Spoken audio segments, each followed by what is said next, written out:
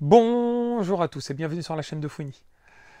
Les amis, le continent africain, il en détient des perles, il en détient des champions et ça date pas d'hier. Ça fait déjà depuis des décennies qu'on a, qu'on a pu observer de magnifiques perles au niveau du noble art, au niveau de la boxe anglaise. Aujourd'hui, on va s'attarder sur un en particulier. Mais si on regarde un petit peu, on va dire les 30 dernières années, on a eu des vrais champions. Là, on va s'attarder sur la catégorie des poids lourds, mais on a eu, par exemple, Ike Carté, avec un combat juste sublime contre Oscar De La Hoya. Donc, et bien d'autres d'ailleurs. Dans la catégorie des poids lourds, on va dire qu'il y en a un qui a marqué son temps, marqué son histoire, qu'aurait pu même encore mieux évoluer, mais qui a rencontré beaucoup de soucis, c'est Samuel Peter, le Nigérien, qui est devenu champion du monde WBC en 2008, qui a eu un début de carrière phénoménal, qui mettait tous ses adversaires KO, qui a failli battre Vladimir Klitschko. Quand j'ai vu le combat en direct, je me suis dit, c'est chaud pour Vladimir, qui s'est retrouvé de souvenir 2 fois au tapis, mais qui a su remonter la pente et gagner le combat. En soi, Samuel Peter a marqué son temps, mais c'est pas, on va dire que c'est pas le boxeur africain que je vais évoquer dans cette vidéo. Aujourd'hui, on peut évoquer Martin Bacolé, qui est en train de générer toute une émulation africaine autour de lui. Mais ce n'est pas non plus le boxeur que je vais évoquer dans cette vidéo. Pour moi, le boxeur que je vais évoquer dans cette vidéo aurait pu être une légende.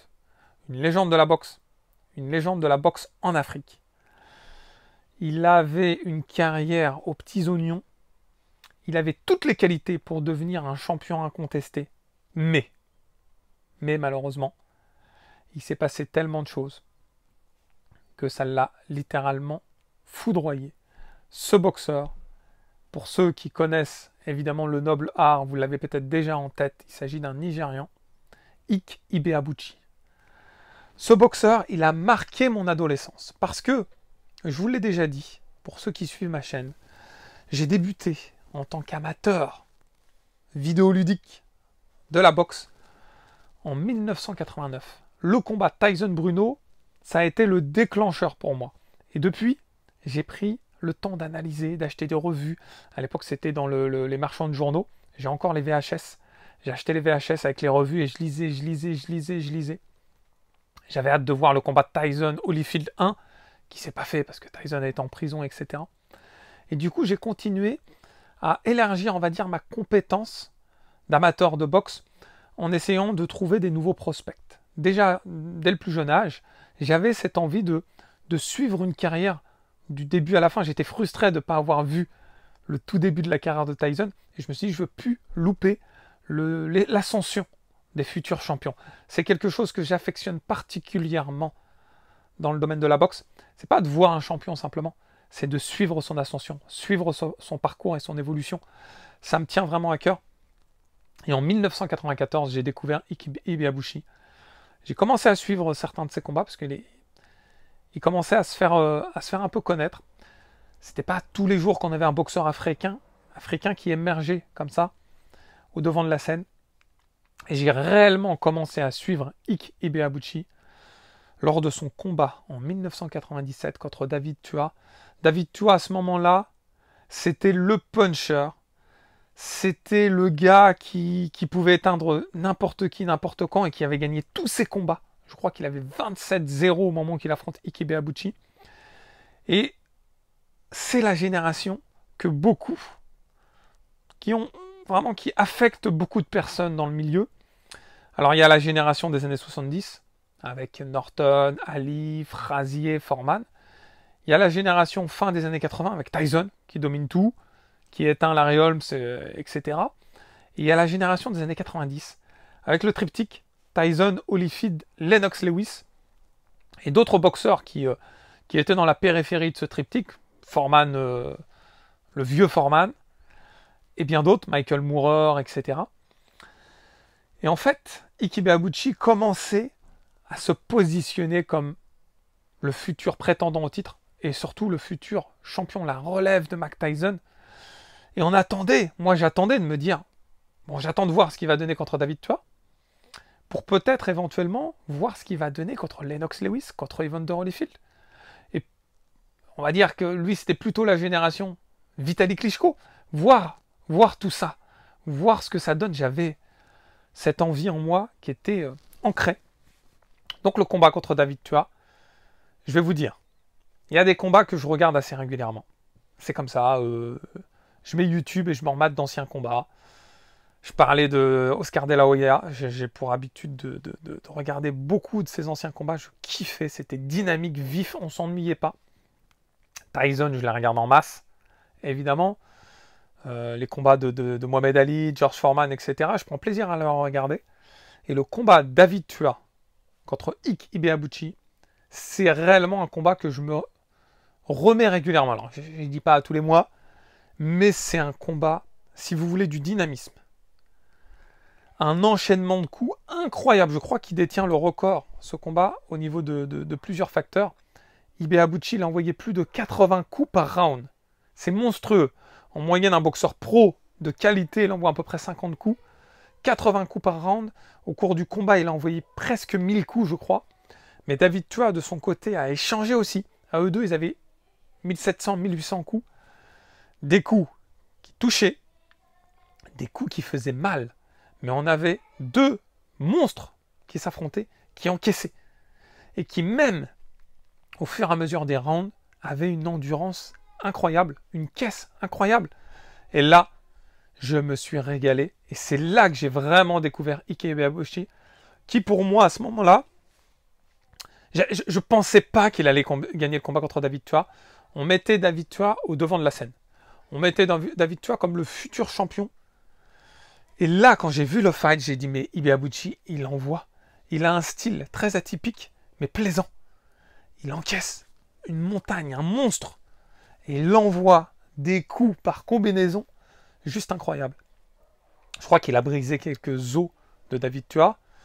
David Tua a eu du mal à se remettre de ce combat, mais Ike Ibeabuchi aussi. Pourquoi? Je vous explique.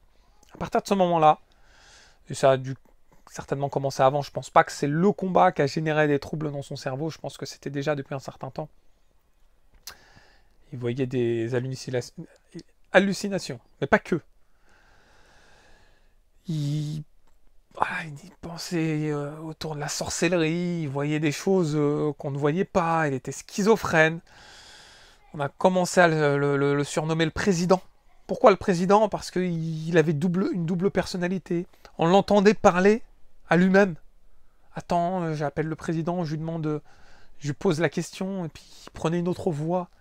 Ça y est, il était rentré, passé du côté obscur. Voilà, c'était plus le même. Et pourtant, sur le ring, il était encore ultra performant. Sur le ring, pour moi, c'était un boxeur incroyable.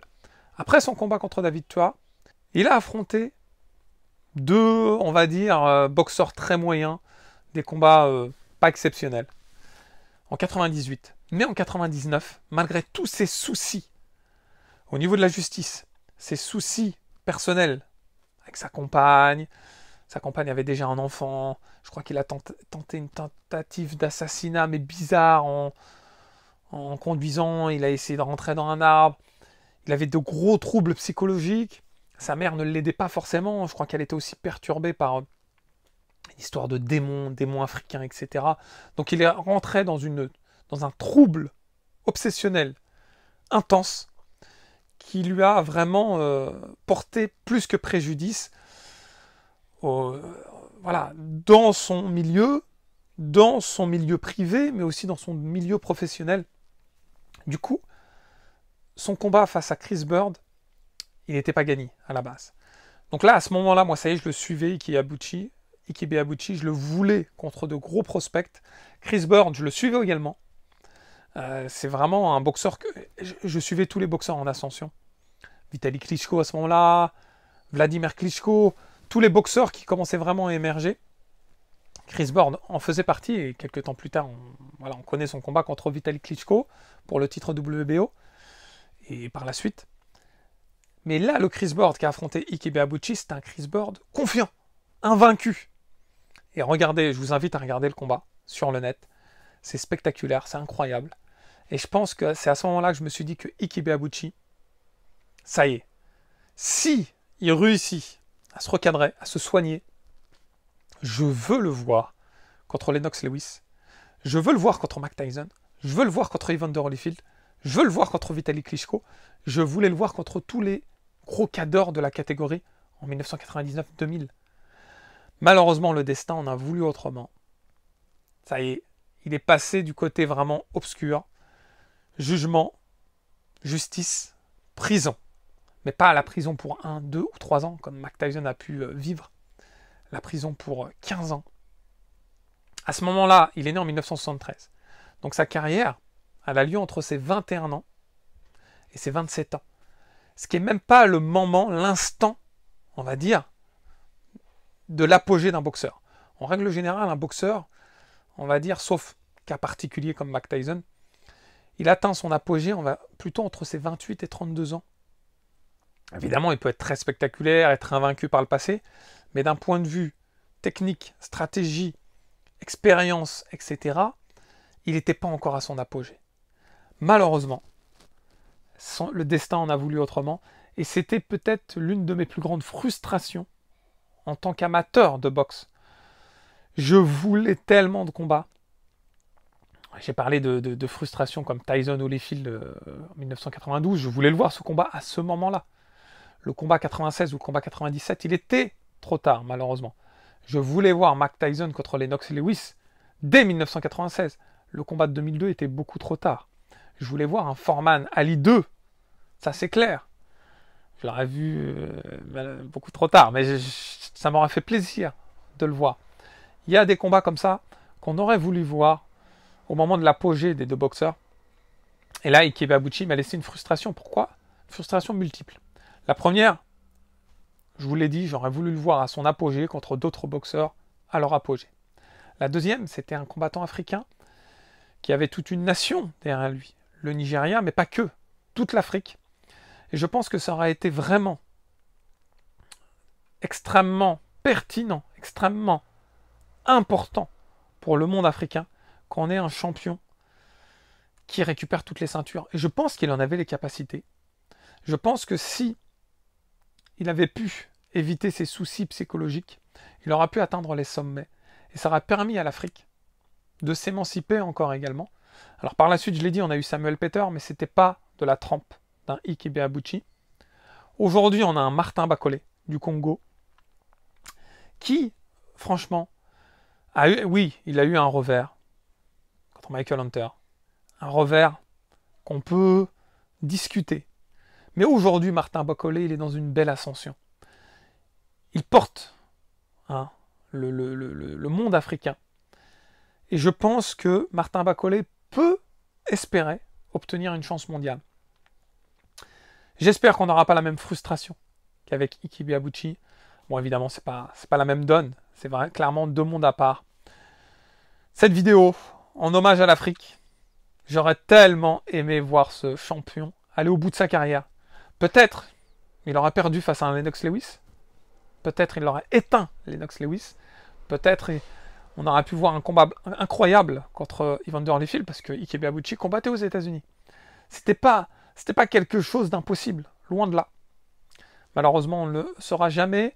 Il est sorti de prison à l'âge de 41 ou 43 ans, je crois.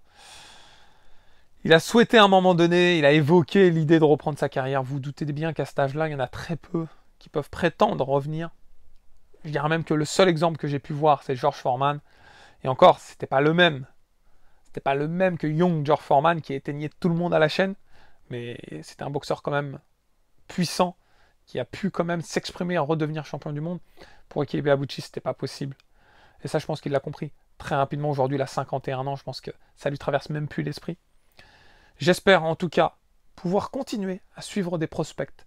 Je prends de mon temps pour regarder. Des fois, je vais juste sur BoxRec et je prends le temps d'analyser plein de parcours différents. Ça me génère une branche en fait. À chaque fois, on clique et on peut voir la carrière de pas mal de boxeurs. Certains émergés, d'autres au déclin.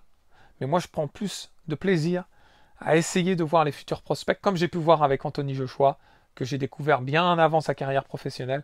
Et je suis content d'avoir pu le suivre au sein de sa carrière amateur et professionnelle.